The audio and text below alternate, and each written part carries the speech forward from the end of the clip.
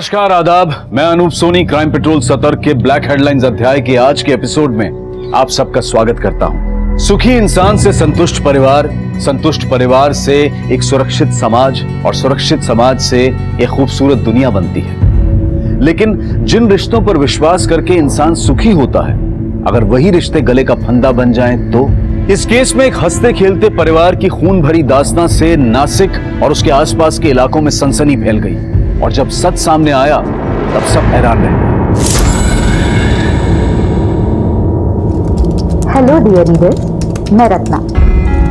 3 दिन के लंबे इंटरवल के बाद आज ब्लॉग लिखने का टाइम मिला। क्या करें, 16 साल 7 महीने और 3 दिन हो गए मेरी प्रमोशन को। मैं एक असिस्टेंट बैंक मैनेजर से फुल टाइम होम मेकर यानी गृहिणी बनी। ऑफिस का पहला प्रोजेक्ट याद रही ना रहे, पर घर के सारे प्रोजेक्ट्स अच्छे से याद रहते हैं। मेरा पहला प्रोजेक्ट अब 16 साल का हो गया है। शैली नाम है इसका। मॉम, आपकी कॉफी। Thank you. पहले आई बोल। आई।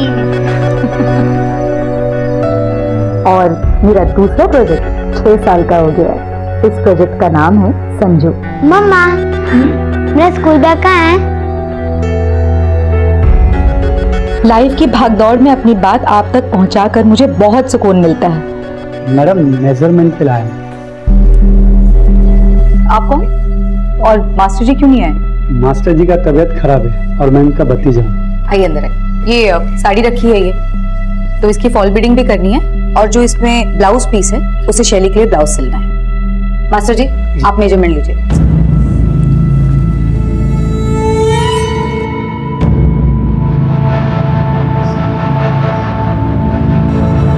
ब्रीथ आउट, ब्रीथ इन करिए ना।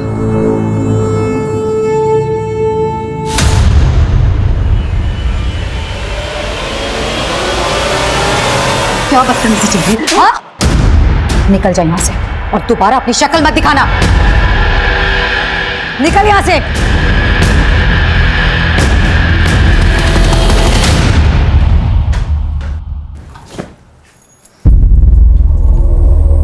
मॉम, मेरे पास ना आपके लिए एक सरप्राइज है। सी, देखो तो ऑनलाइन ना डिस्काउंट चल रहा था, इसलिए मैंने बाय किया। कल रात ही डिलीवर हुआ है। आप ये पहन के बहुत अच्छे लगोगे। प्लीज प्लीज प्लीज एक बार।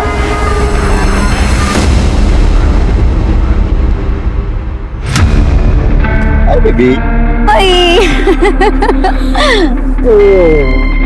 किसी को पता तो नहीं चला तुम मुझसे मिलने आ रहे हो? बिल्कुल नहीं, मैंने डाउट नहीं होने दिया किसी को। No phone calls. Yes.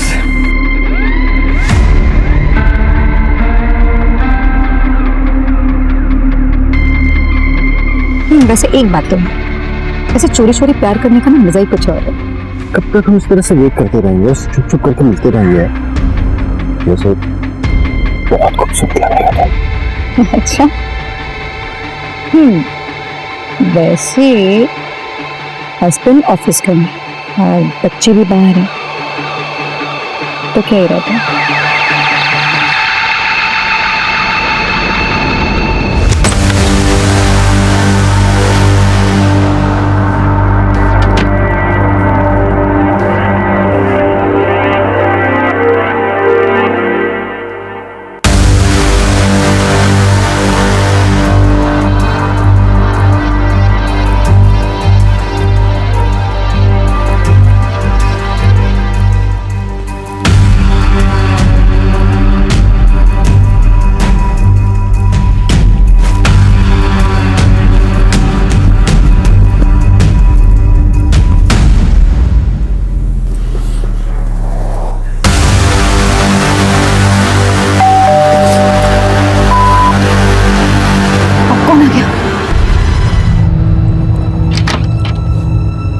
Ma'am, आप यहाँ?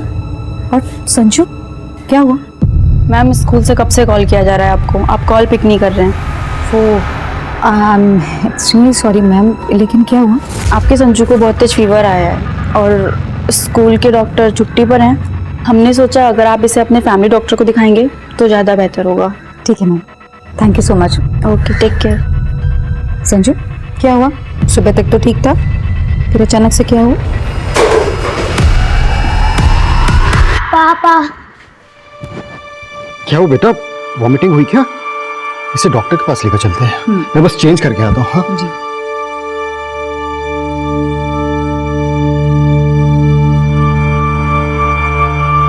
देखिए, घबराने की कोई बात नहीं। मैं कुछ मेडिसिन लिख देता हूँ, वो आप दे दीजिएगा, और अभी एक इंजेक्शन दे देता हूँ।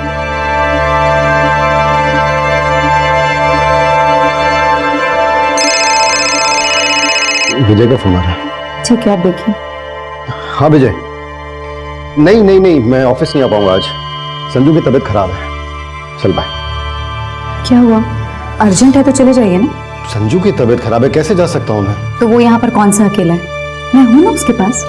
और वैसे भी मेरे रहते हुए ना आपको घर गृहस्थी की चिंता करने की कोई जरूरत नहीं है। आई एम सो प्राउड कि मुझे तुम जैसी वाइफ नहीं, गर्लफ्रेंड मिली।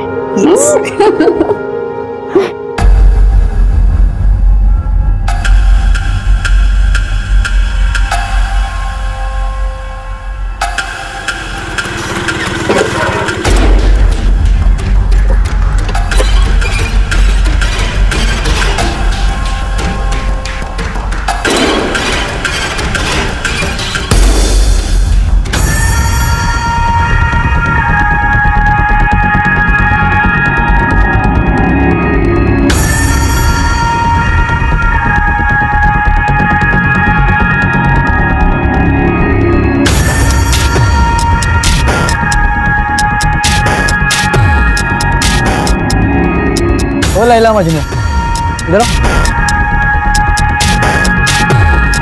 ये देखो इधर।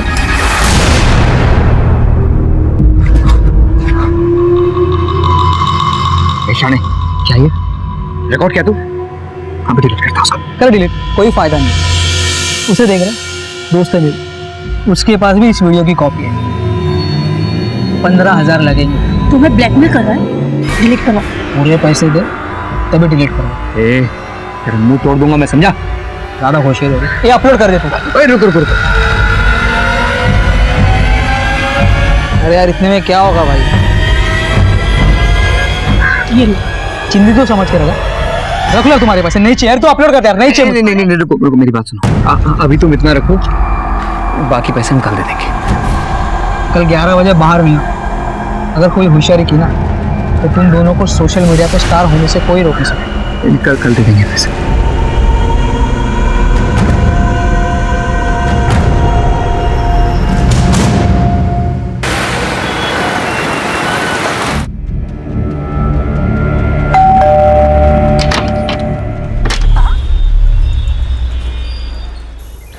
रे बाबा, रे बाबा।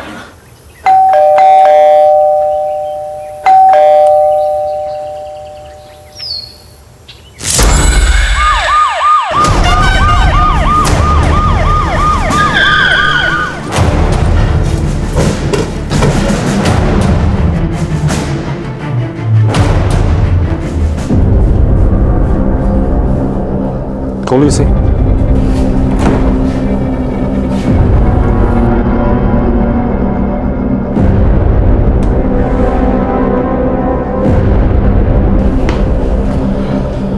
इनके अलावा घर में और कौन कौन रहता है? शैली मैडम।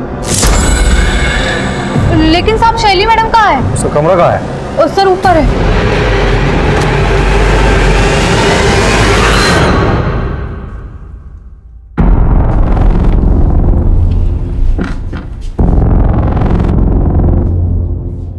यही शैली है? जी हाँ साहिब। चेक करो रूम।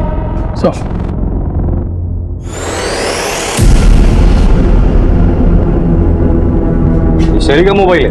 हाँ, मैडम कोई लॉक है। ताज्जुब की बात है, आजकल के बच्चे खाना खाना भूल जाते हैं लेकिन मोबाइल साथ में लेकर जाना नहीं भूलते। इसका मतलब शैली अपनी मर्जी से यहाँ से गई है या कोई जबरदस्ती उठाकर लेकर गया है। फोन को साइबर टीम में भेज दो। महेंद्र, शैली की फोटो खींचो, हर पुलिस स्टेशन में सर्कुलेट कर दो और पेट्रोलिंग टीम को भी अलर्ट कर देना। और शैली के बारे में और इन्फॉर्मेशन इनसे ले लेना। राजदीप, मेरे साथ हो। सर,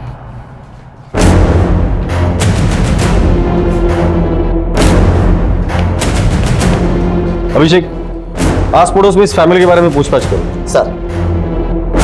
बड़ा अजीब केस देखा ये। कातिल ने खून करने के बाद खूनी हाथ से शराब पी, फ्रिज खोला, खाना लिया, खाना खाया और चुपचाप चला गया। ये जरूर साइको किलर होगा जो खून करने के बाद अपने किए का जश्न मना कर गया है। काम करो, या जितने भी ब्लड सैंपल्स है सब जमा करो और लैब में भेज दो। इनके अलावा अगर कोई और ब्लड मिलता है तो वो कातिल का ब्लड होगा। सब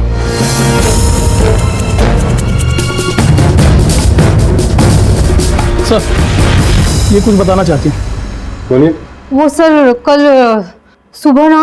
क्या बदतमीजी चल रही है? हाँ? निकल जाए यहाँ से। छोड़ना नहीं मैं तुम्हारा। निकल यहाँ से। तूने किया ना ये सब? हाँ, तू कल शैली को घूर रहा था जिसकी वजह से उसकी माँ ने तुझे मार के बेइज्जत करके घर से निकाल दिया था। खरा है साहब, लेकिन मैंने किसी को नहीं मारा।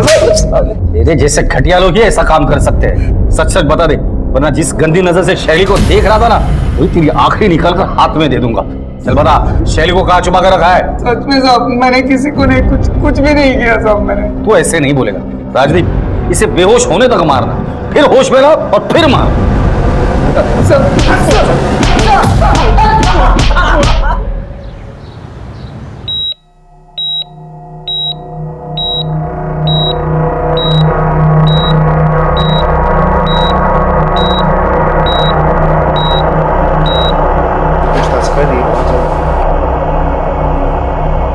जी डॉक्टर साहब, पेशेंट की हालत कैसी है? सर, पेशेंट की हालत बहुत ही क्रिटिकल है, but we are trying our best.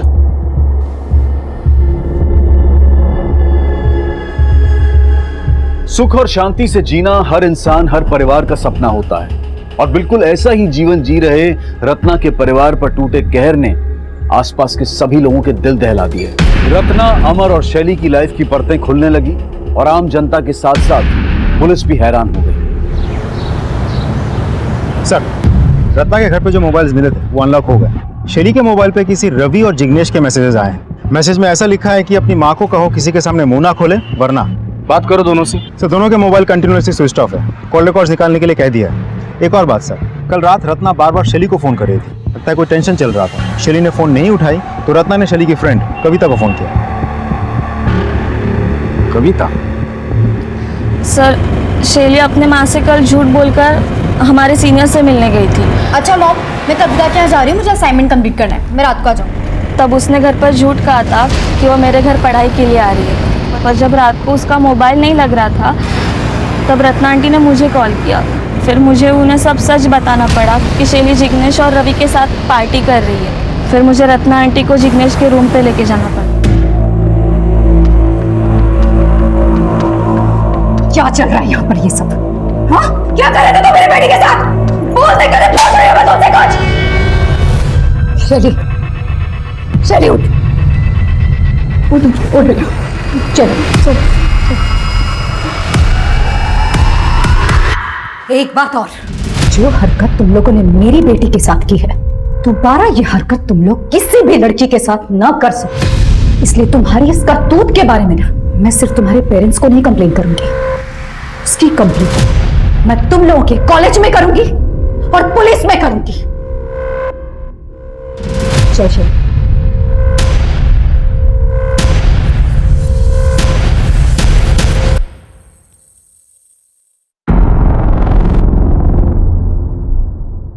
Sir, मैं कल रात यहीं पे रत्ना आंटी को लेके आई थी।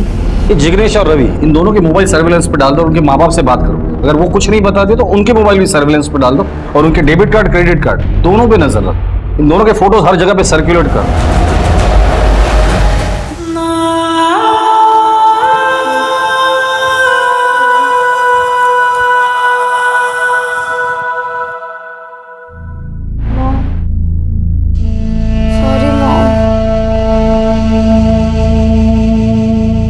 जब तक तेरी आई जिंदा है तेरा कभी गलत नहीं हो सकता।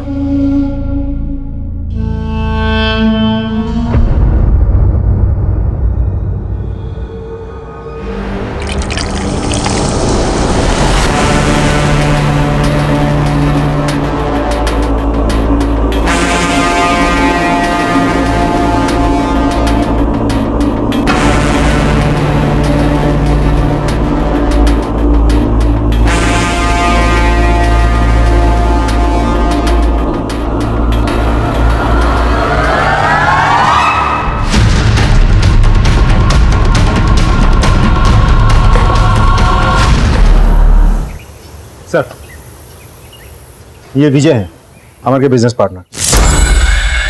बस अब बता सकते कि अमर की किसी के साथ दुश्मनी थी, लड़ाई झगड़ा, या अमर को किसी ने धमकी दी थी? जी हाँ सर, एक्चुअली मैं वही बताने आपको आया हूँ कि कल रात। देखिए लियाकत जी, आप ये ठीक बात नहीं कर रहे हैं। ठीक से बात कर। क्या कर लेगा रे तू? क्या कर लेगा लियाकत? हाँ, चुप रहे तो। क्या करेगा तू? काम बंद करेगा ना? चल काम बंद करके निकल। तुझे क्या लगता है तू अकेला ही है? हाँ, ये टाइल्स और मार्बल्स का सप्लायर। हमारा 11 लाख रुपए पहले क्लियर करिए, उसके बाद आपको जिससे काम करवाना आप करवा सकते हैं। मैं बोल रहा हूं ना तेरे को। लियाकत अली, बस चला चलो इसको।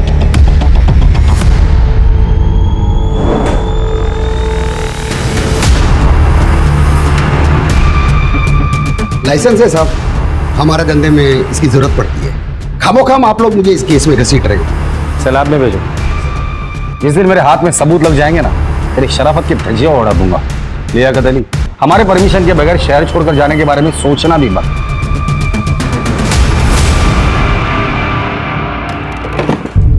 अमर को होश आ गया? नहीं सर, अभी बेहोश है सर। डॉक्टर उसे रिवाइव करने की पूरी कोशिश कर रहे हैं। सर, रत्ना और अमर के मोबाइल में किसी योगेश ने धमकी भरे मैसेजेस भेजे थे। योगेश कौन है? पता लगा लिया सर।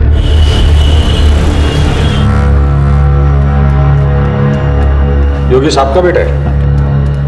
नहीं नहीं साहब, हमारा बेटा नहीं। ये पिछले जन्म में हमने बहुत बड़ा कुछ पाप किया होगा, तो उसका बदला लेने के लिए इस जन्म में हमारे घर में पैदा हुआ। ओ बाबा, ओ बाबा, ओ कंजूस बुड्ढे, पैसे चाहिए मेरे को, पैसे दे। पैसे दे चल। काय झाला पोरे? तू खाना परोस चल। अरे कितनी बार तेरे को बोला, हाँ काही तेरी नौकरी कर, काम धंधा कर, ये धंधे छोड़ दे। फालतू शिकवायचं नाही मला, कत जायचं नाही माझ्या।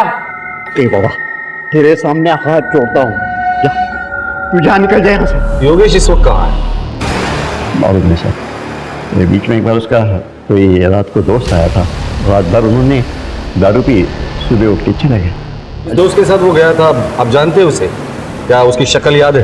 नहीं सर, माझ्या डोळ्यात मोठी बिंदू आहे, स्पष्ट दिसत नहीं। योगेश के बारे में अगर कुछ पता चलता है तो सबसे पहले आप हमें इन्फॉर्म करेंगे। जी सर। रत्ना मर्डर केस में योगेश प्राइम सस्पेक्ट, योगेश का मिलना बहुत जरूरी है। योगेश इस दोस्त के साथ गया था, अगर वो हमारे हाथ लग जाता है तो योगेश भी हाथ लग जाएगा। इस एरिया में जितने भी सीसीटीवी है सबके फुटेज चेक करो, किसी न किसी फुटेज में ये दोनों जरूर दिखाई देंगे। सर,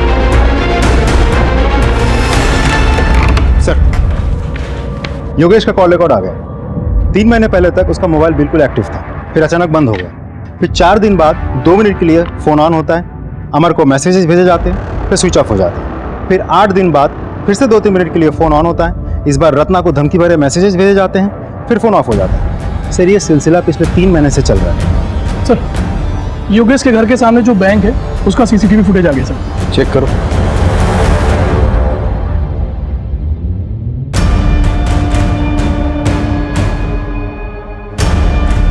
यही वो आदमी जिसके साथ योगेश 3 महीने पहले कहीं चला गया था। इस आदमी के जरिए हम योगेश तक पहुंच सकते हैं। पता करो ये आदमी है कौन और कहां रहता है।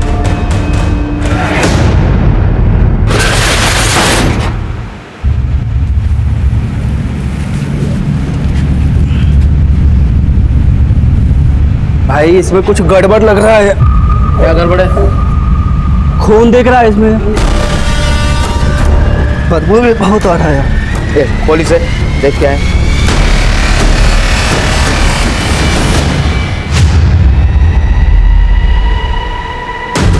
Hello police. Sir, AB road पे एक टेम्पो में लाश मिली है सर।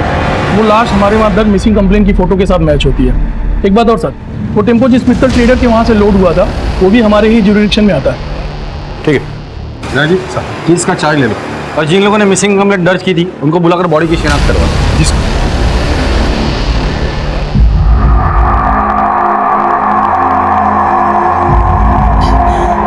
समीर समीर देवा है क्या किया मेरे कुत्ते के साथ।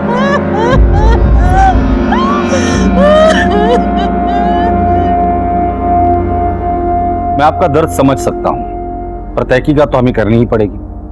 समीर ने आपको कभी बताया था कि उसे कोई धमकी दे रहा है या उसका किसी के साथ लड़ाई झगड़ा ऐसा कुछ? नहीं साहब, ऐसा कुछ भी नहीं। हमें समीर के सामान की तलाशी लेनी होगी, शायद वहां से हमें कुछ क्लू मिल जाए। जी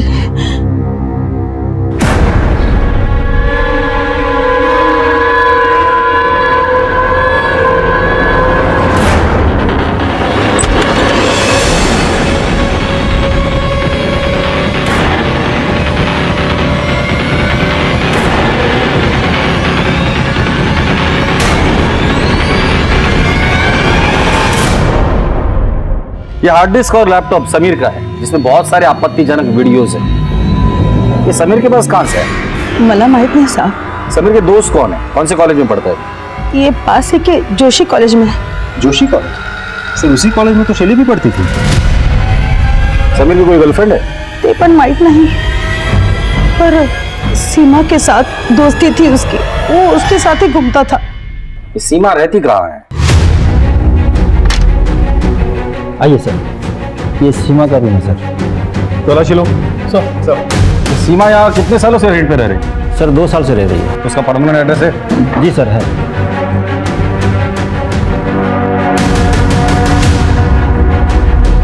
सर ये कैश मिला सर। सर लैपटॉप मिला है, चेक करो।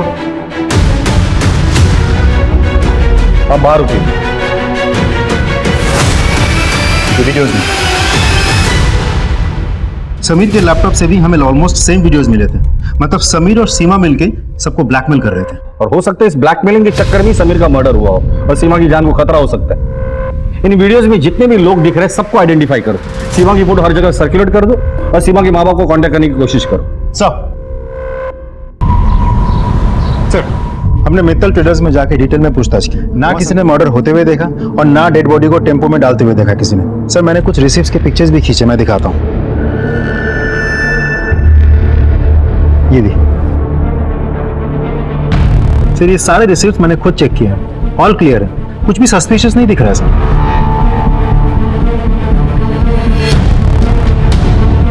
समीर और सीमा के पास जो वीडियोस मिले थे उसमें से लास्ट वाला वीडियो प्ले करो। पॉज करो। ये आदमी कौन है? हाँ माल पहुंचने वाला होगा, देखिए। अच्छा भी फोन करता हूँ थोड़ी देर में आपको। जी ये जो लड़का पीछे खड़ा है ये कौन है? अरे ये तो मेरा छोटा बेटा सूरज है। सूरज जी। समीर को क्यों मारा और सीमा कहाँ है? सर मैंने समीर को नहीं मारा सर, और मुझे नहीं पता कि सीमा किधर है। समीर के लैपटॉप में तुम्हारे एक एमएमएस मिला है। वो औरत कौन है? कौन है? सर वो मेरी दोस्त है कंचन। कंचन जी सीमा कहाँ है? सर मुझे नहीं मालूम है। सूरज तुम्हारे पिताजी के दुकान में लोड हुए टेम्पो में समीर की लाश मिली है। समीर को क्यों मारा, कहाँ मारा और कैसे मारा? सर हम सच कह रहे हैं, हमने समीर को नहीं मारा सर। हमने तो उसे पूरे पैसे भी दे दिए थे वीडियो डिलीट करने के। ठीक है अभिषेक, प्रीति, जब तक ये लोग सीमा का पता नहीं बताते इनकी अच्छे से खातिरदारी करना। सर हम सच बोल रहे हैं, हमें कुछ नहीं मालूम। हमें नहीं मालूम है। साहब मेरी बीबी को कब छोड़ देंगे आप? अभी पूछताछ चल रही है। लेकिन उसका कसूर क्या है? आप सुन नहीं पाएंगे। साहब बताइए ना। आपके बीवी का उसके दोस्त के साथ एमएमएस मिला है और जिन लोगों ने ये बनाया था एक का मर्डर हुआ है और दूसरी गायब है। सुन लिया आपने? अब जाइए। सर खबरी से पता चला है कि रत्ना की सुपारी निकली थी सर। फिर ये भी सुनने में आया कि सुपारी वापस हो गई। रत्ना की सुपारी? और वो तो एक हाउस वाइफ है, उसकी सुपारी कौन देगा और क्यों देगा?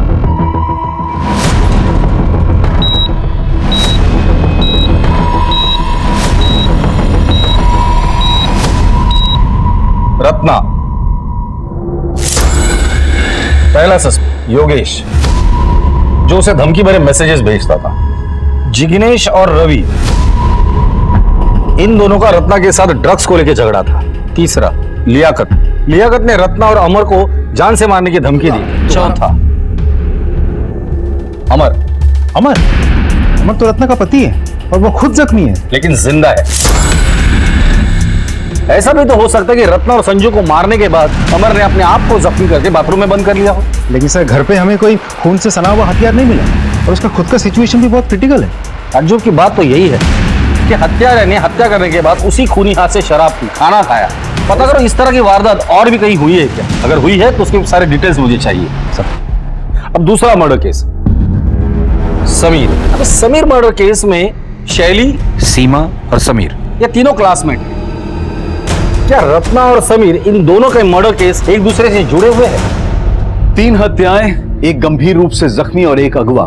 अखबार की सुर्खियों और टीवी की ब्रेकिंग न्यूज पर छाए इस केस की गुत्थियां दिन ब दिन उलझती जा रही थी। पुलिस को उस एक तिनके की तलाश थी जिसके सहारे वो गवाहों और सबूतों के साथ कातिल को पकड़ पाए, और आखिरकार पुलिस को ऐसा एक तिनका, एक सुराग मिल गया। सर, योगेश जी दोस्त के साथ गायब हुआ था, वो देव है। योगेश के कॉल रिकॉर्ड से पता चला कि 3 महीना पहले उसका फोन बंद हुआ था, और जिस एरिया में बंद हुआ था उस एरिया में सिर्फ एक ही फार्म हाउस है जो देव का है, और उसके बाद उसका फोन कभी कभार ऑन ऑफ होता रहा।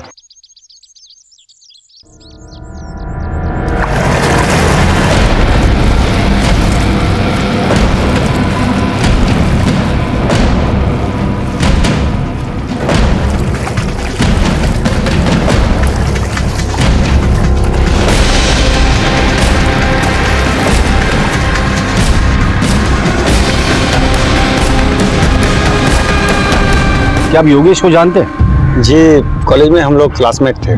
3 महीने पहले योगेश आपके साथ उसके घर से निकला था, फिर इसी एरिया में आकर उसका फोन हमेशा के लिए स्विच ऑफ हो गया था, फिर रेयरली ऑन हुआ। ऐसा क्यों? हाँ, याद आया। हुआ यूँ था सर कि वो ऐसे ही तफरी करने आया था, उसकी मोबाइल की बैटरी ख़त्म हो गई थी। अब मेरा और उसका मोबाइल सेम तो था नहीं कि वो मेरा चार्जर यूज़ कर पाता। फिर उसके बाद वो उसी दिन वहाँ से चला गया। वैसे भी योगेश को मोबाइल की इतनी परवाह नहीं थी, बड़ा अजीब बंदा है। उसके बाद उसने मुझे कोई कांटेक्ट नहीं किया। एक आध बार मैंने ही उसका नंबर डायल किया था और मोबाइल स्विच ऑफ था। योगेश के फादर का कहना है कि वो मवाली या टपोरी टाइप का था। वैसे उसका अमर के साथ किस बात का झगड़ा था? ये बहुत पुरानी कहानी है सर। एक्चुअली कॉलेज में योगेश को रत्ना से प्यार हो गया, पर योगेश की गुंडागर्दी, मारपीट के चलते रत्ना उसे कैसे चाहती। रत्ना को अमर अच्छा लगा और उससे प्यार हो गया और बाद में शादी कर ली। यही बात योगेश को बहुत बुरी लगी, तभी से वो जिल्टेड लवर बन गया। सोचा नहीं था कि कॉलेज की दुश्मनी अभी तक चलेगी और रत्ना का वो मर्डर कर देगा और अमर पर भी जानलेवा हमला करेगा। योगेश अगर आपको कांटेक्ट करता है या उसके बारे में आपको कुछ भी पता चलता है तो सबसे पहले आप हमें इन्फॉर्म करें। जी सर। Thank you. हेलो। हाँ, ओके सर। जिग्नेश के पिताजी ने इगतपुर के एक लॉज में 40,000 रुपये ट्रांसफर किए हैं। प्रशांत, गाड़ी घुमाओ।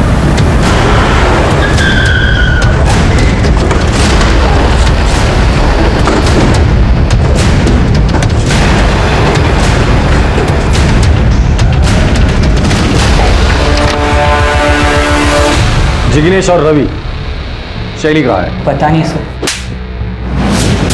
मुझे तो पता होगा ना? नहीं सर, मुझे नहीं पता है। नहीं पता? ले चलो दोनों को। सर बात तो सुनिए सर। रत्ना का मर्डर हमने नहीं किया सर। सर मैं खरे सांगतो है, मर्डर का न्यूज़ सुनकर हम दोनों वहाँ से भाग गए थे। सर हमें लगा हमारे मैसेजेस देख के आपको डाउट होगा, इसके सर हमने अपने पेरेंट्स से बात की, उन्होंने ही हमें ये लॉज में छिपाया था। और शैली को कहाँ छिपाया? तो शैली को हमने नहीं छुपाया सर। राजदीप सर, ये लोग तो मुझे कुछ बता ही नहीं रहे। शायद तुम्हें कुछ बता दे। सर अपने तरीके से इन्हें पूछ लेना। सर हमारे दोस्तों का सर कल हम डिस्ट्रिक्ट कोर्ट गए थे एक पेशी के लिए। वहाँ विजयनगर और संभाजीनगर पुलिस स्टेशन के कांस्टेबल्स कह रहे थे कि उनके एरिया में एक सिमिलर केस हुआ है, जहाँ एक हत्यारे ने महिला के साथ रेप किया, हत्या की, शरीर के सारे गहने चुराए, आराम से खाना पीना खत्म किया और निकल गया। ये दोनों केसेस की फाइल मंगा लो और ये दोनों केसेस में जो हस्बैंड है उनको भी बुलाओ। सर केस जल्द से जल्द क्रैक करना है। Right sir. Ratna murder case की छानबीन चल ही रही थी कि तभी पुलिस को एक और लाश मिली। फोन किसने किया था? सर मैंने किया था। राजीव, अंदर जाके देखो कुछ मिलता है क्या? सर, किसकी बॉडी है ये? सर मुझे नहीं पता था, थोड़ा दिन पहले ही मुझे कोर्ट से इसका कब्जा मिला है। सर, योगेश जोशी का ड्राइविंग लाइसेंस है। रत्ना मर्डर केस में हमें इसी की तलाश थी। तो फिर रत्ना को किसने मारा और इसको किसने मारा? बॉडी को पोस्टमार्टम के लिए भेज दो और इस बॉडी के डीएनए इसके फैमिली के साथ मैच करके देखो। सर, इससे पहले इस जमीन का मालिक कौन था? देव देसाई।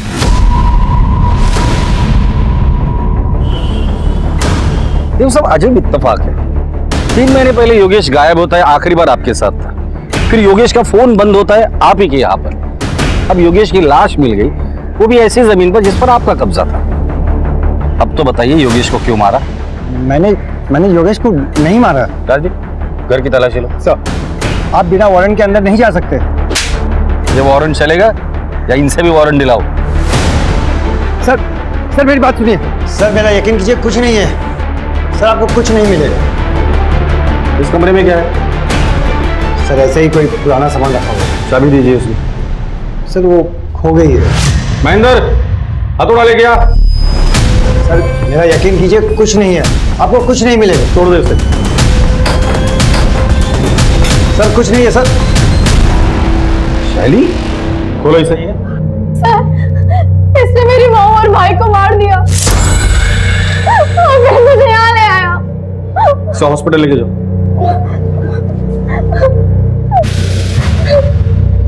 सर उसे गलतफहमी हुई है, मैंने रत्ना और संजू को नहीं मारा। इतनी रात तो अमर के घर पे क्या करने गया था?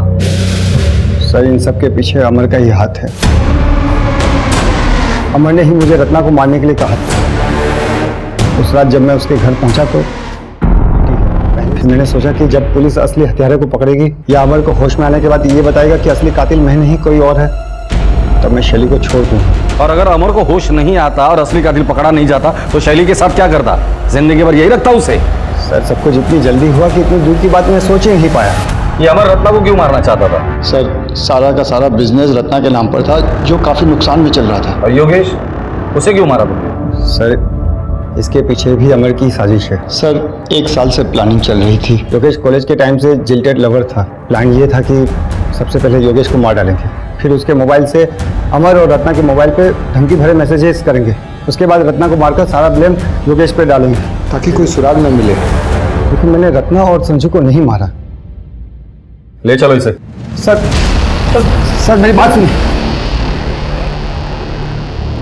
आइए। सर संभाजी नगर और विजयनगर दोनों केसेस के हस्बैंड। बस अब ये फोटोज ध्यान से देखिए। अब इनमें से किसी को जानते हैं?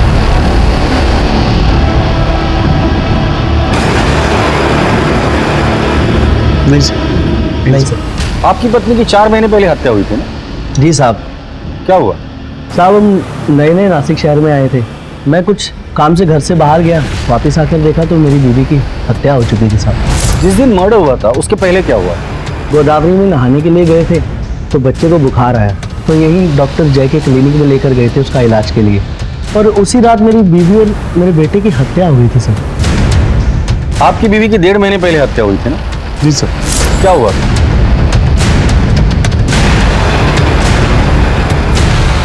आप अपने बेटे का इलाज कराने डॉक्टर जय के क्लिनिक गए? जी साहब। और आप भी डॉक्टर जय के क्लिनिक गए? Yes sir.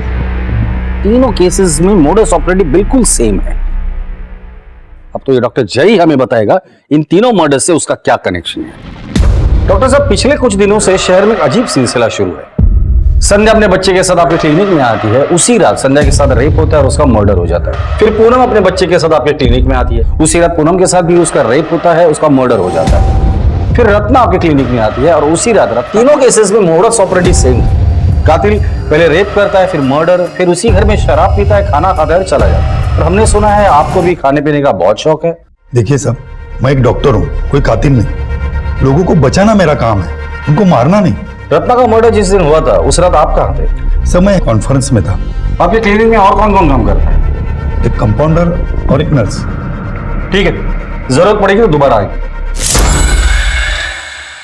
इन्वेस्टिगेशन में हर दिन एक नया मोड़ आ रहा था। जांच का दायरा बढ़ता जा रहा था। संदिग्ध बहुत सारे थे, लेकिन पुख्ता सबूतों के साथ हत्यारा नहीं मिल रहा था। और फिर पुलिस ने ऐसा पासा फेंका कि हत्यारा जाल में फंस गया।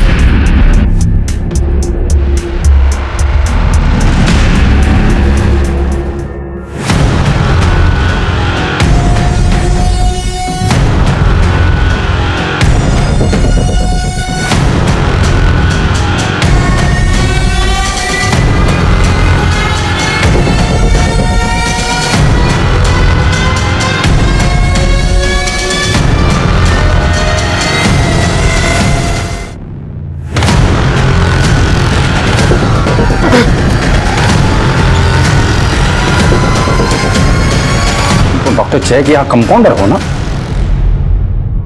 मैं बहुत सीधा साधा आदमी हूं। मैं सीधी सादी जिंदगी चाहता था। मैं जब काम करके घर जाता था, चाहता था कि मेरी बीबी मुझसे 2 मीठे बोल बोले, प्यार मोहब्बत से बात करे। मेरी गलत लड़की की शादी हो गई थी, सब जीना हराम हो गया था। वो चाहती थी कि उसका पति दिन रात मेहनत करके उसके हाथ में पैसे दे। तुम्हारी तनख्वाह कितनी है जो तुम मुझे दोगे, उसमें से भी काट कर? पिछले महीने भी तो दिया था तुमको, कुछ बचे हो? हाँ तो पिछले महीने क्या कितना दे दिया था? अरे मेरी तो किस्मत ही फूटी है जो तुमसे शादी हुई मेरी।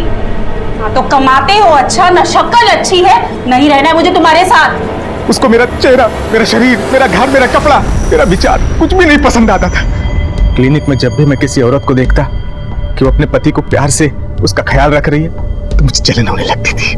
मैं उसको पाने के लिए बेचैन हो जाता, इसलिए केस पेपर से उसका एड्रेस लेके मैं उसके घर पहुंच जाता था। सोनिया और पूनम से मैंने खूब मजा लिया, लेकिन रत्ना के केस में मुझसे गड़बड़ी हो गई।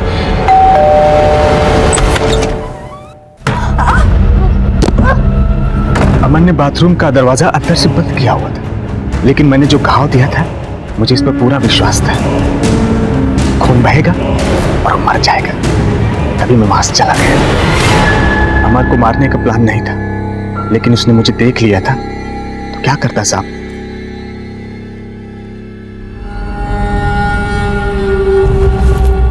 ये पेंडेंट तो हमने सीमा के गले में देखा था, हमने उसके फोटो में देखा था। जी सर। 1 मिनट, समीर और सीमा तुम्हारी बीवी को ब्लैकमेल कर रहे थे। समीर का मर्डर हो गया, सीमा गायब है। इन सब के पीछे तू ही तो नहीं है? बोल साहब, मेरी बीवी कंचन और उसका यार सूरज दोनों को फोन पे बात करते हुए सुना था कि सीमा और समीर उसका वीडियो बना के उसको पैसे के लिए ब्लैकमेल कर रहे हैं। मैंने सोचा अगर समीर को मार के सीमा को मैं अगवा कर लेता हूं तो ब्लेम कंचन पे जाएगा और मेरा बदला पूरा हो जाएगा।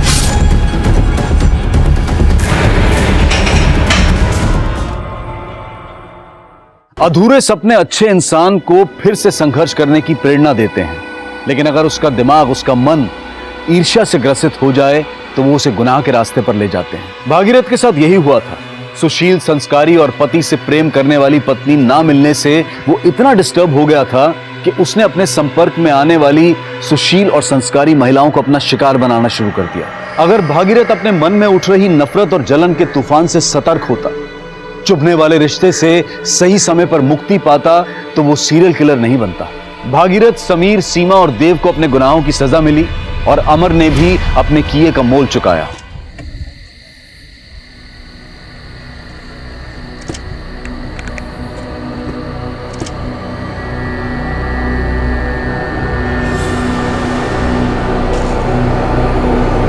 नमस्कार, आदाब।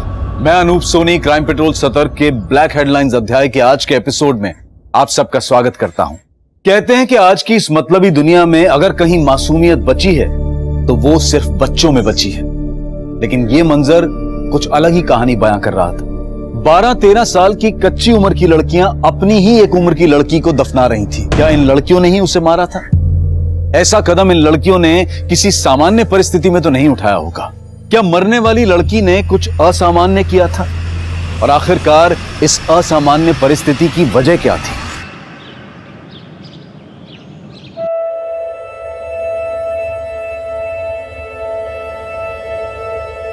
हैप्पी बर्थडे खुशी।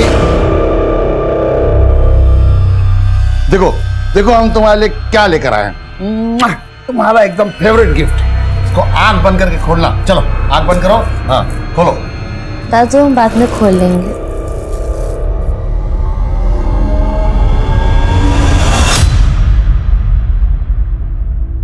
मम्मी पापा का याद आ रहा है?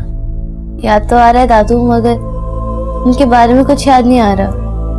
हमें कैसे खिलाते थे, हमें प्यार से क्या बुलाते थे। कोशिश तो की है मगर याद नहीं आया।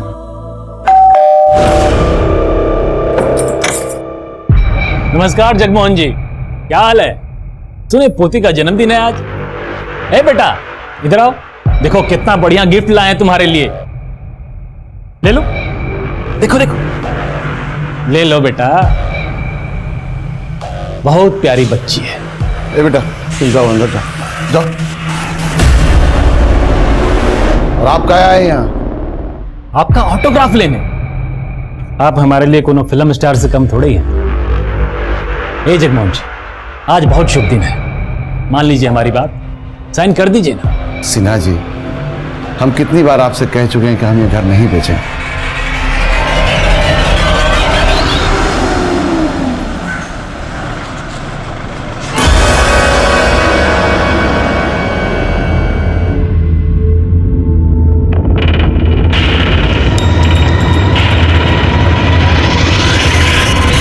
पिछले क्लास में हमने ये पढ़ा था कि हमारे महान नेताओं ने हमारे देश के लिए क्या क्या किया है। मधु, श्रेया कहाँ है? मैंने तो उसे सुबह क्लास में देखा था। पता नहीं मैडम, ब्रेक के बाद दिखी ही नहीं। दिखी नहीं का मतलब? बंसी, हाँ मैडम। अच्छा, तुमने 9th स्टैंडर्ड की श्रेया मिश्रा को स्कूल में देखा है? नहीं मैडम, हमने तो नहीं देखा। अच्छा, एक काम करो, स्कूल के ग्राउंड में और पूरे स्कूल में चेक करो, अगर वो कहीं दिखती है तो प्लीज मुझे बता देना। जी मैम।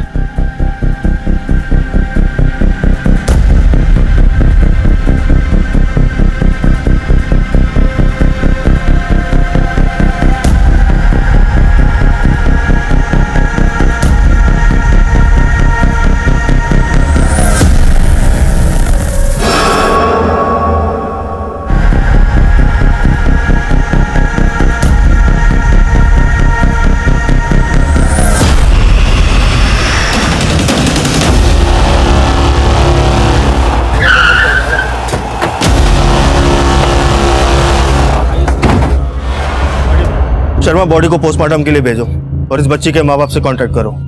सर, हमने इन्फॉर्म किया है इसके पेरेंट्स को। आप कौन? जी, हम प्रजक्ता मंडल, इस स्कूल की प्रिंसिपल। लेकिन श्रेया यहाँ बैक गेट पर करने क्या आई थी? आपके स्टाफ का भी कहना है कि ये दरवाजा बंद रहता है और स्टूडेंट्स भी यहाँ आते जाते नहीं है। सर, हमें नहीं पता, हम सब इसी बात से हैरान हैं। लेकिन किसी ने तो श्रेया को यहाँ आते हुए देखा। हमारी बिटिया क्या होगा? साहब, खुशी नाम है हमारी पोती का।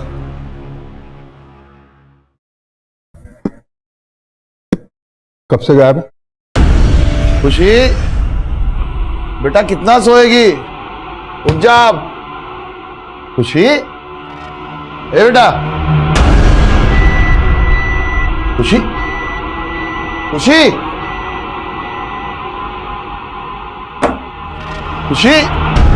आस पड़ोस में सभी जगह देखा साहब, पर कहीं भी नहीं मिली। 14 साल की हो गई हमारी खुशी और आज सुबह से ही गायब। देखो चाचा, ज्यादा तनाव मत लीजिए, गई होगी आपकी पोती किसी सहेली के घर, आ जाएगी शाम। नहीं नहीं साहब, कहा ना, सब जगह देख लिया, कहीं भी नहीं मिली। चाचा अभी अपने घर जाओ, अगर आपकी पोती रात तक नहीं लौटी ना तो सुबह बताना हमें। कैसी बात कर रहे हैं आप? हमारी पोती सुबह से गायब है और आप कह रहे हैं कल ढूंढेंगे। अगर आपकी बेटी होती तो। ओए चाचा, ये फिल्मी डायलॉग बाजी यहाँ नहीं करना, इस उम्र में लड़कियों के पैर फिसल जाते हैं। गई होगी अपने किसी आशिक के पास, उसी के पास मिलेगी। जाओ, निकलो यहां से, जाओ।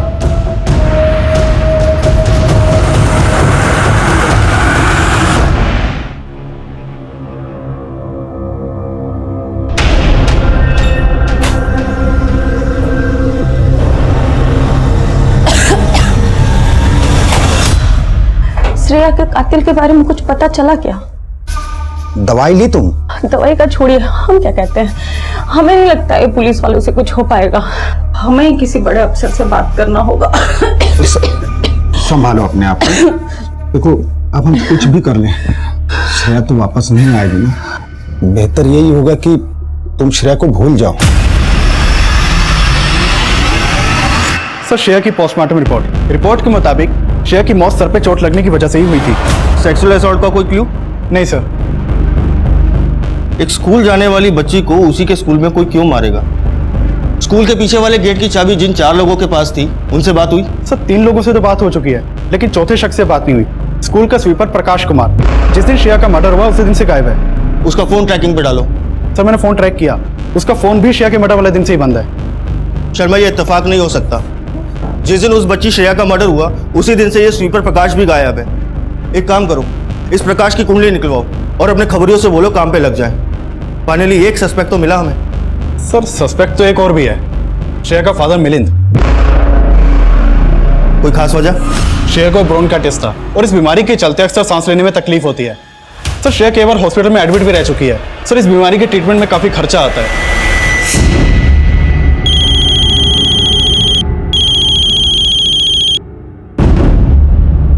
हेलो, आते हैं आप।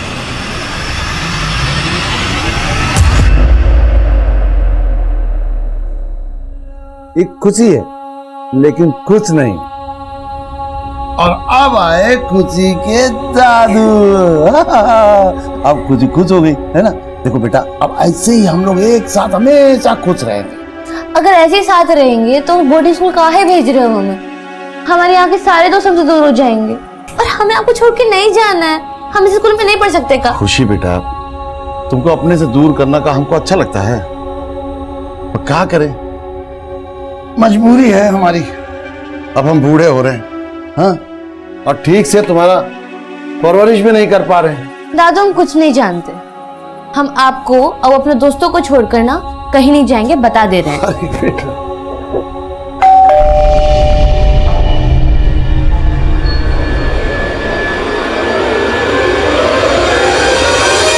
जगमोहन जी, खुशी के बारे में कुछ पता चला? नहीं, लेकिन तुम इतना हड़बड़ाए काहे हो? भगवान करे हम जो सोच रहे हैं वो गलत हो, लेकिन एक खबर छपी अखबार में। क्या? ये 13-14 साल की लड़की की एक लाश मिली है।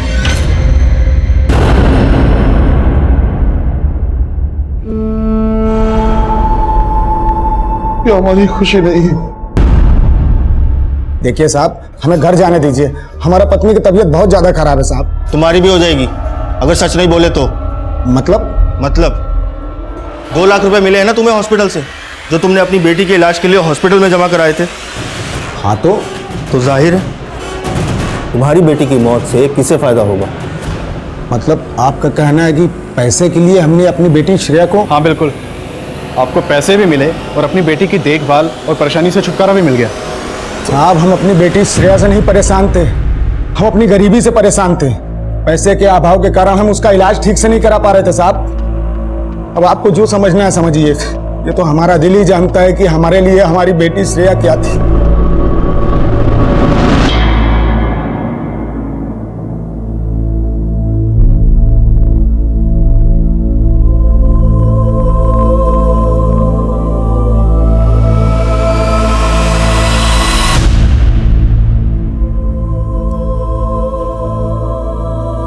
अरे वाह खुशी, तुम तो बहुत अच्छा ड्राइंग बनाती हो।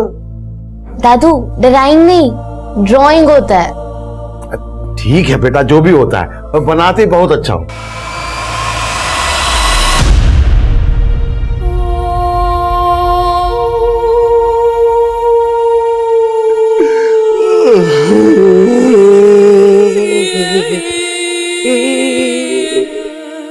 एक तरफ श्रेया मर्डर केस में पुलिस हर मुमकिन एंगल टटोल रही थी और वहीं दूसरी तरफ खुशी मिसिंग केस। खुशी के दादा जगमोहन की लाख कोशिशों के बावजूद भी ये केस अब तक रजिस्टर नहीं हो पाया था। लेकिन खुशी के दादा ने हिम्मत नहीं हारी और वो अकेले ही अपनी पोती की तलाश में निकल पड़े। 2 महीने गुजर चुके थे, लेकिन दोनों ही केसेस में कोई प्रोग्रेस नहीं हुई थी। लेकिन इस सबसे दूर मुंबई में एक और ही कहानी घट रही थी।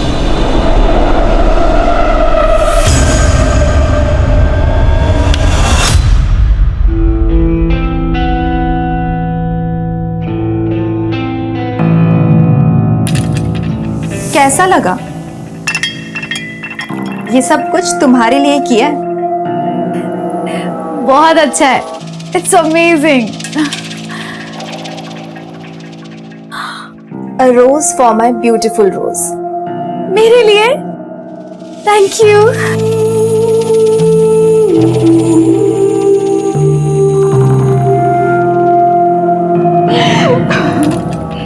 किस्मत अच्छी है मेरी, अच्छे तुम मुझे मिल गई। तुम्हारी वजह से इतनी अच्छी नौकरी मिल गई, रहने को इतना अच्छा घर मिल गया। तुम तो मुझे देखते ही पसंद आ गई थी। अच्छा ये सब बातें छोड़ो, तुम्हारी जॉब की खुशी में लेट्स हैव सम फन।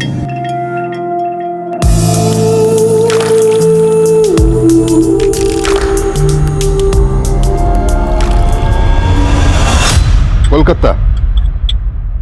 तुम्हें कैसे पता चला तुम्हारी पोती कोलकाता में? हम खुद पता किए साहब। बेटा हम जा कहाँ रहे?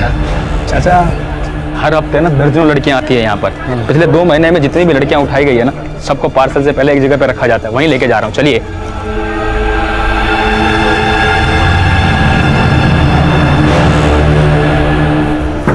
ये गेट कैसे खुला हुआ है? अरे अरे बच्ची कहाँ गई? कहाँ है खुशी? खुशी कहाँ है बेटा? चाचा हम पता लगाते हैं, 1 मिनट।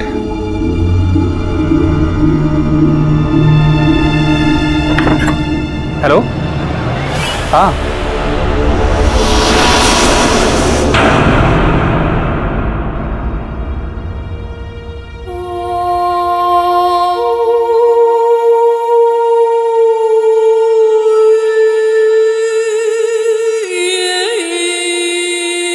ये खुशी है, ये उसकी मम्मी, ये उसके पापा बेटा, और ये बेटा ये चौथे ना, ये मैं उसके दादू। सच कह रही हूँ, खुशी नहीं मना है बेटा। चाचा आप परेशान मत हो। बेटा ये लड़कियों को बेटा यहाँ से कहाँ भेजते हैं बेटा? दिल्ली, मुंबई, बैंगलोर और विदेशों में भी। नहीं लेकिन हाँ, 2 दिन पहले जो ये लॉट भेजा गया है ना, ये कोलकाता भेजा है। वाह चाचा, खुद ही पता निकाल लिया। एक काम करो, जासूसी का काम चालू कर दो, अच्छा चलेगा। आप अपना किसी बड़ा अधिकारी से हमारा एक बार बात करा सकते हैं।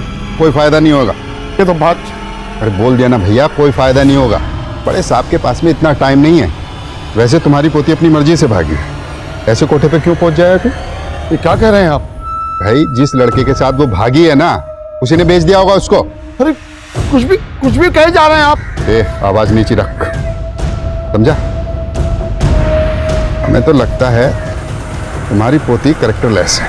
हमारी पोती को कर रहे हैं आप? साला पुलिस पर हाथ उठाएगा तो तेरी पोती के साथ गायब हो जाएगा और 420 के केस में तुझे अंदर डाल दूंगा। दोबारा दिखना नहीं इधर, चल।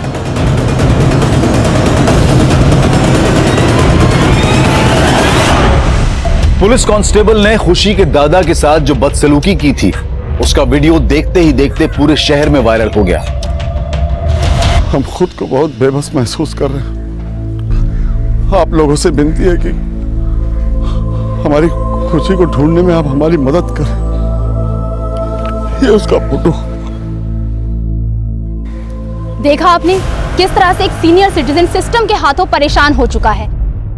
न्यूज़पेपर और टीवी में भी इसका संज्ञान लिया गया। पुलिस पर प्रेशर इस कदर बढ़ा कि खुद पुलिस कमिश्नर को इसमें हस्तक्षेप करना पड़ा। उस कांस्टेबल को सस्पेंड कर दिया गया और जिस केस को अब तक रजिस्टर भी नहीं किया गया था, उसे टॉप प्रायोरिटी पर रखकर क्राइम ब्रांच को सौंप दिया गया।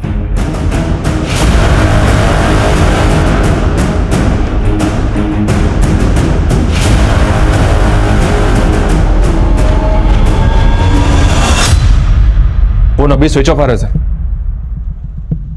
पड़ोसी से बात करते हैं। ओके।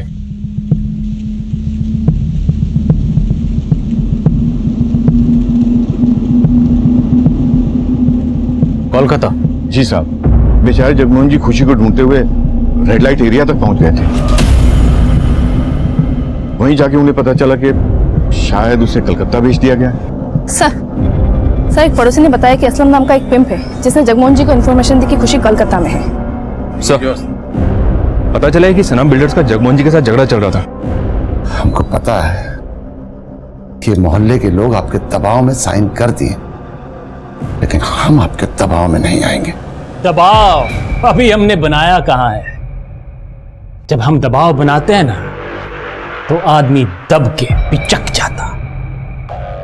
दबाव नहीं, प्यार से बोल रहे हैं। साइन कीजिए। दोबारा जब आइएगा तो कोई भारी धमकी सोच के आइएगा।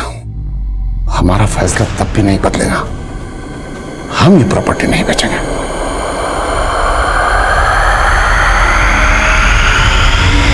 और इसी वजह से सनम बिल्डर्स का यहाँ न्यू रेजिडेंसी बनाने का प्रोजेक्ट अटका हुआ है। एलएस बिल्डर्स और तुम असलम से बात करो, मैं कोलकाता जा रहा हूँ। Sir.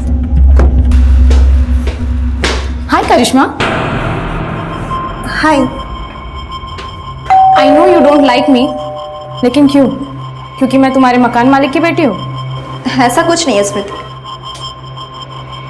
Hi Neela. Oh, hi. I'm good. How are you? I'm good. Long time, huh? Yes. तुम दोनों एक दूसरे को जानते हो? Yes. She's my darling friend. है ना? वैसे नीलम, ये तो करिश्मा का टॉप है ना? हम तो सब कुछ शेयर करते हैं। ओह, रियली? वैसे करिश्मा, तुम्हारी शादी कौन सी तारीख पर फिक्स हुई है? तुम्हें कैसे पता? मुझे तुम्हारे सारे सीक्रेट्स पता है। ए दरोगा बाबू, हम यहाँ के इज्जतदार बिल्डर हैं, ठीक है?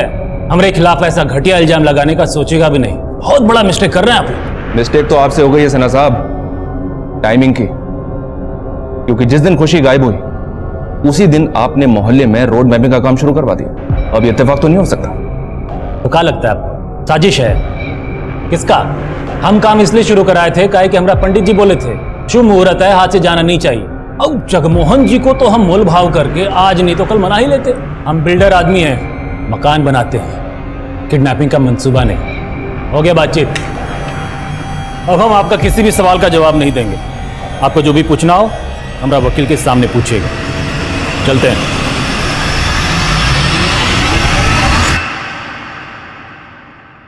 हाँ माँ, हाँ नौकरी अच्छी मिल गई है।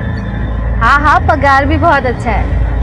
हाँ बस घर की तरफ ही जा रहे थे।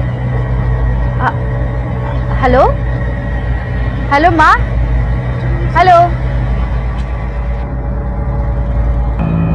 अच्छा वो फोन कट गया। मुझसे बात करो। सच कह रहे हो, मेरी लाइफ का नहीं ये बेस्ट फेज है।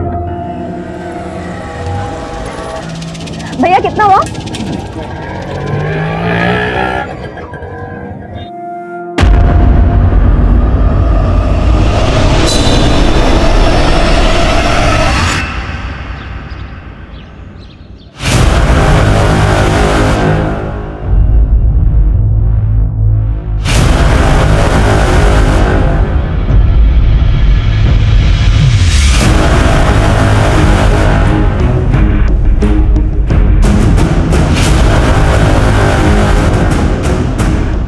हाँ सर, ये बुड्ढा आया था मेरे पास। ये हमारी पोती है खुशी। तुमने इसे कहीं देखा है बेटी? इसे यहाँ तो नहीं देखा। आसपास में और भी अड्डे हैं, वहां पूछ लो। सब जगह पता की कहीं नहीं मिले। हो सकता है इसे दिल्ली पहुंचा दिया हो। मैं पता देती हूँ तुम्हें वहां के सबसे बड़े बाजार का। कब की बात? कुछ दिन पहले की बात। ओके। हाँ जन्ना, बिल्कुल सही वक्त पे फोन किया। तुरंत दिल्ली पुलिस से कांटेक्ट करो। जगमोहन जी शायद दिल्ली गए हैं और मैं भी दिल्ली जा रहा हूँ। सर, खुशी मिसिंग केस से जुड़ी एक बात पता चली है। बेहतर होगा कि आप दिल्ली जाने के बजाय झारखंड आ जाएं। ऐसी क्या बात पता चली?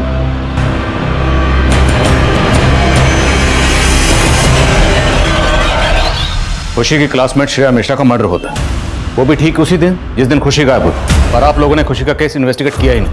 सर दरअसल खुशी के दादाजी से हमारी मुलाकात हुई नहीं थी। उन्हें तो हमारा एक कांस्टेबल मिसलीड कर रहा था सर। वो कांस्टेबल आपके थाने का है? जी sir. So it's collective responsibility. Excuse me sir. Yes sir. Shreya murder case में क्या लीड है? सर श्रेया के मर्डर केस में हमारे दो सस्पेक्ट थे। एक स्कूल का स्वीपर प्रकाश कुमार, लेकिन वो कभी हमारे हाथ ही नहीं लगा। दूसरा श्रेया के पिता मिलिंद मिश्रा। रोशनी जी सर। ट्रैक डाउन करो इस प्रकाश कुमार को। ओके। मिलिंद मिश्रा रहता कहाँ? सर, दिल्ली से इंस्पेक्टर जॉन का फोन था। जगमोहन जी दिल्ली गए थे, लेकिन वहां से उन्हें कोई ऐसी इन्फॉर्मेशन मिली जिसकी वजह से वो मुंबई गए।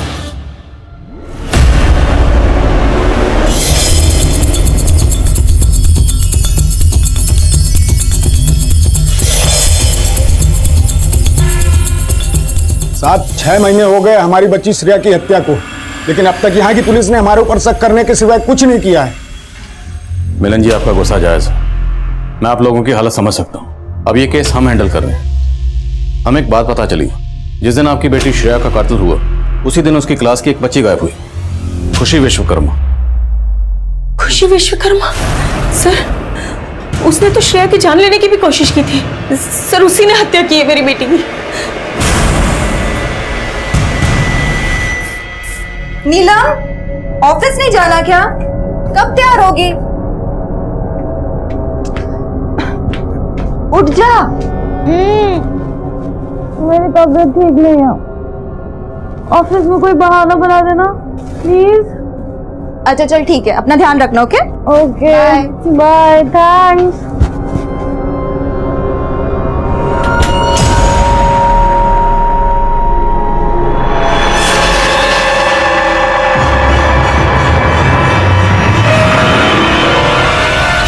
हेलो, हाँ वो चली गई। एक मिनट, ये 3 नंबर वाला स्क्रीन दिखाइए, फुटेज चेक कीजिए उस दिन का। फुटेज में साफ दिख रहा है सर कि उस दिन खुशी स्कूल आई थी, लेकिन खुशी ने यूनिफॉर्म नहीं पहनी। लेकिन सर एक बात तो पक्की है, उस दिन जरूर स्कूल में ऐसा कुछ हुआ था जिससे खुशी और श्रेया दोनों जुड़े। सर, स्वीपर प्रकाश कुमार का पता चल गया है। निकाल ला उस चूहे को बिल से। जी सर।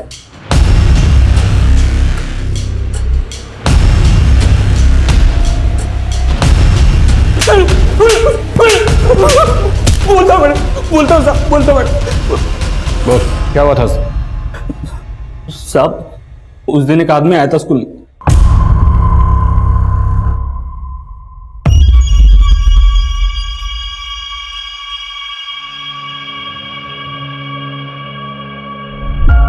ओ भाई, ये आओ। क्या हुआ? अरे गेट खोल दो, उस स्कूल का कुछ सामान आया, वो रखना है। भाई ये गेट तो नहीं खुलेगा, और कोई देख लेगा ना तो हमें डांटेगा। सामने से आइए, जाओ। अच्छा सुनो,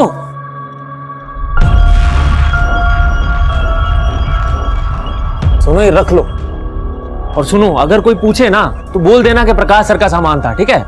अच्छा जी, आपका भी नाम प्रकाश है? तुम्हारा नाम प्रकाश है क्या? अरे ये देखो। साले, तू बेवकूफ बनाता है? प्रकाश तो तेरा नाम है। साहब, उसने उसका भी नाम प्रकाश बताया था। आगे बोल। साहब, फिर हम अपना काम करने चले गए और अचानक से चिल्लाने की आवाज आई।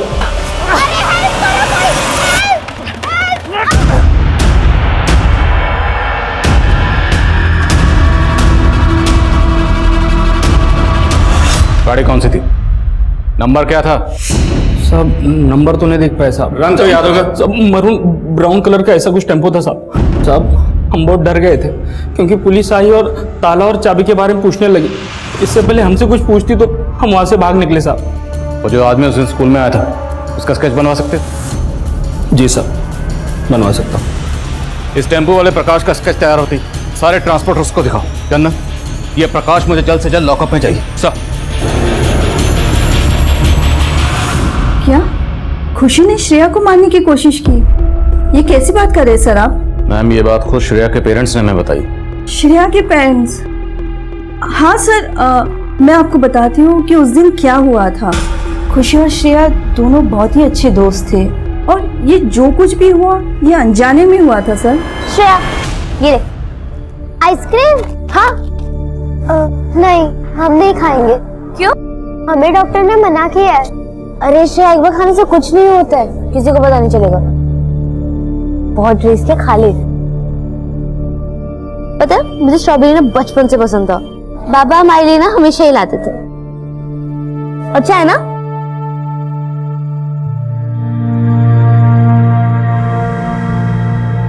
क्या हुआ? श्रेया, श्रेया क्या हुआ है? खुशी ने श्रेया को आइसक्रीम एज अ फ्रेंड दिया था, ना कि उसकी जान लेने के लिए। ये बात श्रेया और खुशी दोनों ने कंफर्म किया था, लेकिन ये बात कोई नहीं समझा, खुद श्रेया के पेरेंट्स भी नहीं। ये लड़की हमारी बच्ची की जान लेना चाहती है। वो तो यही कह रहे थे कि खुशी ने श्रेया को मारने की कोशिश की, इसलिए मैनेजमेंट ने दबाव में आकर खुशी को 1 हफ्ते के लिए सस्पेंड किया। उस दिन के बाद फिर खुशी कभी स्कूल नहीं आई सर। अगर खुशी को 1 हफ्ते के लिए सस्पेंड किया गया था तो इतने अर्से तक स्कूल क्यों नहीं आई? शायद उस दिन उसकी बेइज्जती हुई थी, इस वजह से वो स्कूल नहीं आई। और दूसरा रीजन ये भी है कि खुशी ने काफी महीनों तक अपनी स्कूल की फीस भी नहीं भरी थी। तो फिर खुशी उसी दिन स्कूल क्यों आई जिस दिन श्रेया का कत्ल हुआ? सर, कोई आइडिया नहीं है मुझे। सर, स्केच आ गया। अच्छा, आप इस आदमी को पहचानती हैं? जी नहीं सर। जुड़े हुए तो नजर आ रहे थे, लेकिन अब भी कई सवाल थे जिनके जवाब मिलने बाकी थे। क्राइम ब्रांच इस केस से जुड़े हर एंगल को बारीकी से स्कैन कर रही थी, लेकिन अब तक उन्हें कोई सफलता नहीं मिली थी। और आखिरकार बहुत कोशिशों के बाद क्राइम ब्रांच खुशी के दादा जगमोहन को ट्रेस करने में कामयाब हो पाई। आप लोगों ने पहले ही हमारा साथ दिया होता तो आज हमारी खुशी हमारे पास हो। हम पता लगा रहे हैं, बहुत जल्द ढूंढ लेंगे। आप ये बताइए कि जिस दिन खुशी गायब हुई उस दिन आपने उसके स्कूल में पता किया? स्कूल में क्या पूछते, वो तो कई महीनों से स्कूल गई ही नहीं। लेकिन उस दिन वो स्कूल गई थी और उसी दिन श्रेया का मर्डर हुआ। कहना क्या चाहते हैं आप? जगमोहन जी, मैं जो कह रहा हूं उसे शांति से सुनिएगा। श्रेया के घर वालों को ऐसा लगता है कि खुशी के स्कूल छोड़ने से कुछ महीने पहले खुशी ने श्रेया को मारने की कोशिश की थी। आइसक्रीम खिलाना जान से मारना होता है क्या? 14 साल की है खुशी और आपने उनकी बात पर विश्वास कर लिया? हम सिर्फ सबूत पर विश्वास करते हैं। हमें तो यह भी पता चला कि आपके ऊपर अपनी बेटे और बहू को मारने का इल्जाम भी लगा हुआ। ये सच है कि हमारे बेटे का मनमुटाव चल रहा था, इसीलिए वो अपनी पत्नी और बच्ची को लेकर हमारा घर छोड़ के चला गया। हम सामान लेके बाहर जा रहे हैं, आ जाइएगा।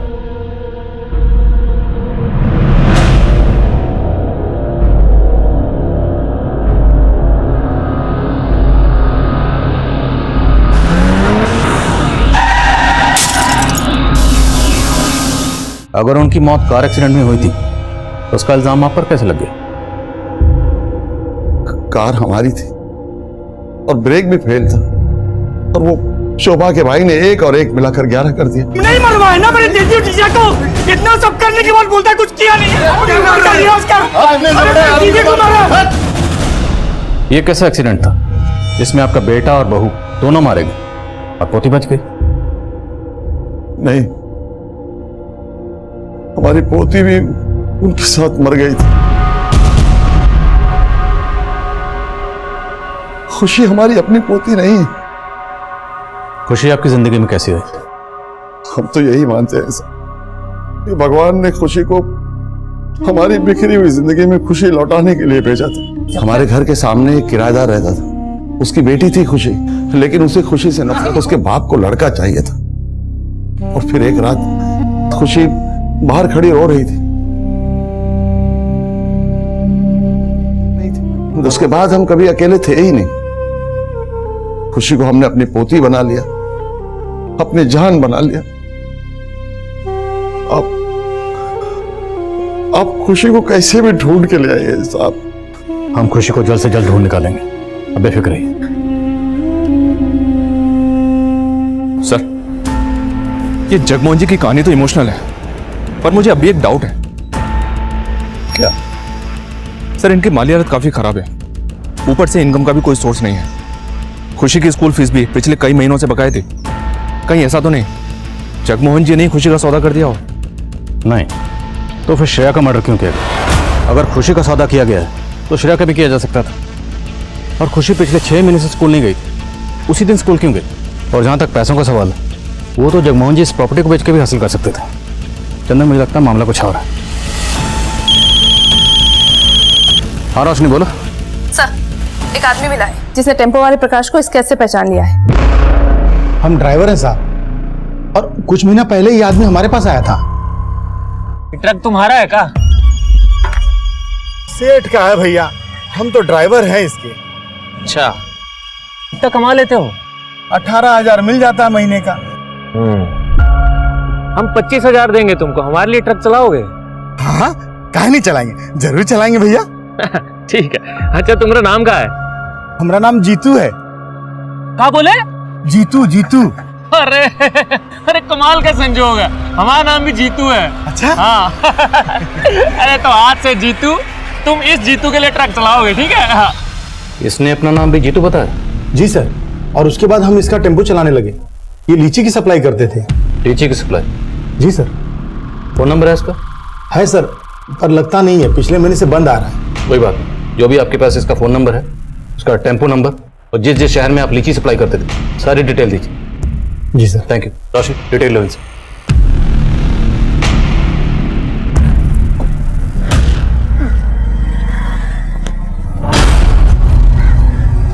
क्या बात है स्मृति, तुम मेरा पीछा कर रही हो?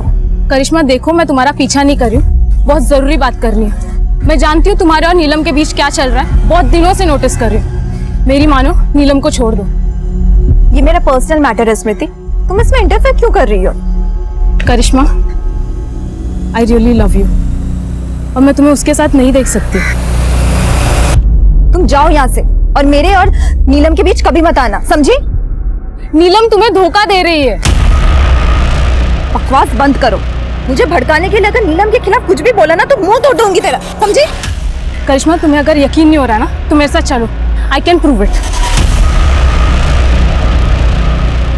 सर, ड्राइवर जीतू ने जो टेम्पो नंबर बताया वो फर्जी है। सर, ये जीतू ड्राइवर टेम्पो को लेकर जयपुर, आगरा, चंडीगढ़, मुंबई, हैदराबाद इन शहरों में जाता था, लेकिन इन शहरों के किसी भी लीची डिस्ट्रीब्यूटर का ना तो हमारे पास प्रॉपर एड्रेस है और ना ही नंबर। फर्जी नंबर प्लेट लगाकर अलग अलग शहरों में टेम्पो भेज रहा था। पक्का कोई बड़ा जोन कर रहा होगा। राइट सर, कोई ना कोई इलीगल काम ही कर रहा होगा। ड्राइवर जीतू को इसलिए हायर किया होगा कि अगर किसी गलत काम में फंसे तो जीतू फंसे। काफी शातिर आदमी है ये सर। शातिर तो है, जिससे मिलता है उसका नाम अपना लेता है। जीतू से मिला तो जीतू बन गया और प्रकाश से मिला तो प्रकाश, जबकि इसका असली नाम कुछ और ही होगा। उस ट्रक के मालिक जीतू और प्रकाश की लीड की तलाश में पुलिस ने कुल 10 से भी ज्यादा शहरों को छान मारा था और उन्हें झारखंड के ही एक छोटे से गांव से एक महत्वपूर्ण जानकारी मिली जो पुलिस के लिए एक ब्रेक थ्रू साबित होने वाली थी। ये तो दुर्गा प्रसाद है। इत्तेफाक से हमारा नाम भी दुर्गा है। इसी बात से बात शुरू हुई। 4 साल पहले यह हमारे घर आया और हमारी बेटी को शहर लेके गया। लेकिन सर, नीलम ने अपनी माँ से कुछ दिनों पहले कांटेक्ट किया। उसने बताया कि वो मुंबई में एक अच्छी जॉब कर रही है, लेकिन कुछ हफ्तों से सर उसका मोबाइल फिर से बंद आ रहा है। सर, ये नीलम की फोटो। हाँ माँ, हाँ, नौकरी अच्छी मिल गई है, पगार भी बहुत अच्छा है। सर, जब नीलम की अपनी माँ से आखिरी बार बात हुई तब वो मुंबई के सबर्ब मलाड में रह रही थी। सर, ये प्रकाश और जीतू जिन जिन शहरों में अपना टेम्पो बेचता था, वहां के सभी पुलिस थानों में मैंने इसका स्केच शेयर किया था। उनमें से चंडीगढ़ पुलिस ने कंफर्म किया है ये लड़कियों का सप्लायर है। गरीब घरों की लड़कियों को बेला फुसला कर शहर लेकर आता है और उन्हें बेच देता है। इस प्रकाश और जीतू तक हमें ये नीलम पहुंचा सकती है। इस नीलम के नंबर की डिटेल्स निकलो, मलाड पुलिस से कांटेक्ट करो, इसे ट्रेस करवाओ। जानना सर, मुंबई चलने की तैयारी करो। इस मिस्ट्री वाले ताले की चाबी ये नीलम है।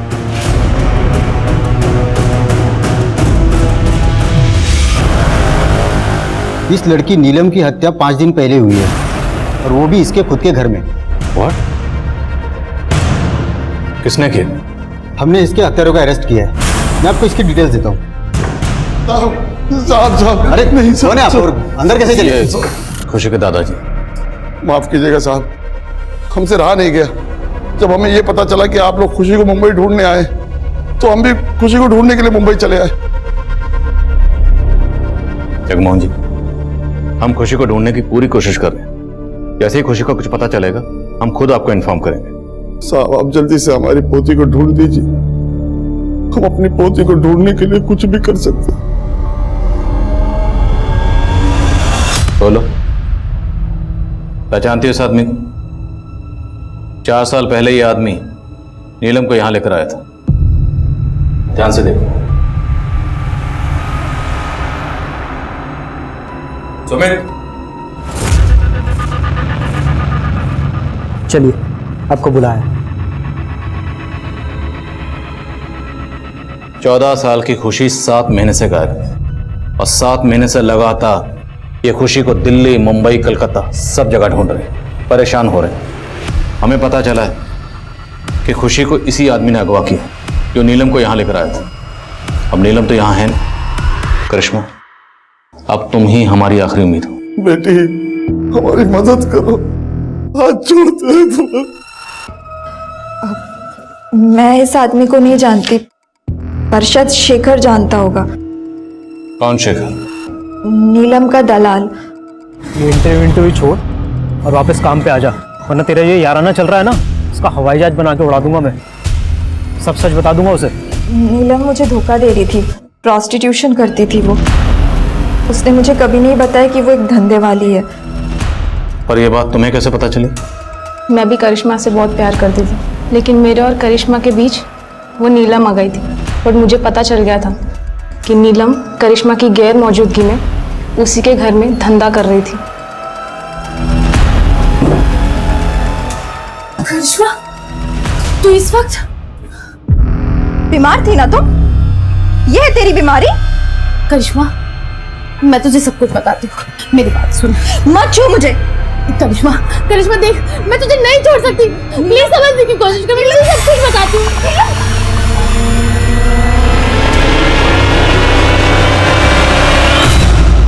कहाँ मिलेगा शेखर? सर, ना इसका नाम जीतू है, ना प्रकाश, और ना ही दुर्गा प्रसाद। सर, इसका नाम सुनील है, सुनील दुबे। सर, ये लड़कियों का सप्लायर है। हाँ साहब, अरे हमें झारखंड से लड़कियां लाकर अलग अलग जगह भेजते थे। तो कहा है ना साहब के गरीबी और भूखमरी कुछ भी करवा सकती है, इसलिए हम ऐसे परिवार चुनते थे और उनको काम और पैसे का लालच देते थे और उनको कुछ पैसे देकर लड़कियों को अलग अलग जगह सप्लाई कर देते थे। साहब, हम उनको पूरी ट्रेनिंग देते थे। कभी कभी कुछ लड़कियां भागने की गलती करती थी साहब, अपने दिमाग से भागने का ख्याल भगा देती थी। तूने खुशी को स्कूल से उठाया था, ये तेरा तरीका नहीं, इस कहने पर उठाया था। खुशी को किसके कहने पर किडनैप किया? साहब, केशव के। कौन केशव? साहब, जगमोहन की बहू शोभा का छोटा भाई केशव। अब केशव को पूरा यकीन था कि जगमोहन बुड्ढे ने ही गाड़ी के ब्रेक फेल करवाए थे।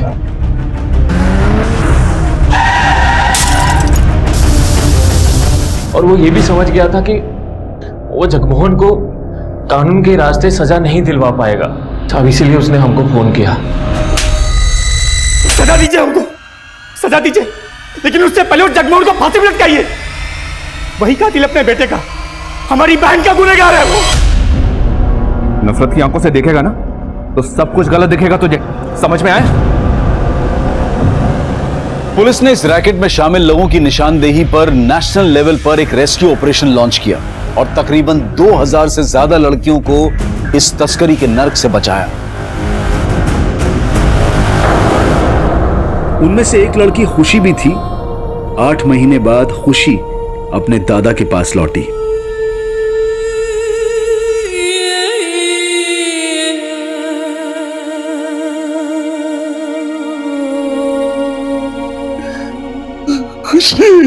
नहीं, छूना मत हमें, आप मेरे भेजा तो आपको वहां पे। खुशी बेटा, आपको किसने कहा कि आपके दादा ने आपको बेचा था?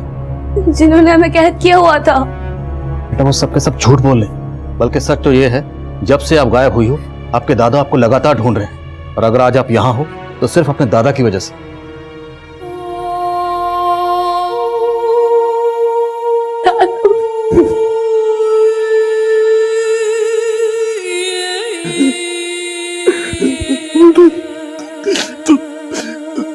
वो दिन स्कूल का गई थी, श्रेया का ऑपरेशन होने वाला था, हमें पता था उसके बाद हम उससे मिल नहीं पाएंगे। उसे गुड लक बोलने गए थे, लेकिन वहां पे उस आदमी ने हमको पकड़ लिया। लड़कियों की तस्करी के इस रैकेट से जुड़े लोग शायद कभी पकड़े ही नहीं जाते, लेकिन खुशी के दादा जगमोहन ने जो हिम्मत दिखाई, अपनी पोती को घर वापस लाने के लिए जिस तरह वो सिस्टम से जूझते रहे, उन्हीं की बदौलत ये खुशी मिसिंग केस रोशनी में आया और आखिरकार सॉल्व हुआ। मानव तस्करी हमारे समाज का एक घिनौना सच है और इसके पनपने की कई वजह हैं, लेकिन उनमें से सबसे बड़ी वजह है गरीबी। और इस रैकेट को चलाने वाले गिद्ध ये बात अच्छी तरह से जानते हैं। अक्सर पैसे और बेहतर जिंदगी का लालच देकर वो गरीब माँ बाप के बच्चों को अपना शिकार बनाते हैं। अगर मानव तस्करी पर काबू पाना है तो उसके लिए सिर्फ पुलिस और प्रशासन को ही नहीं बल्कि पूरे समाज को आगे आना होगा।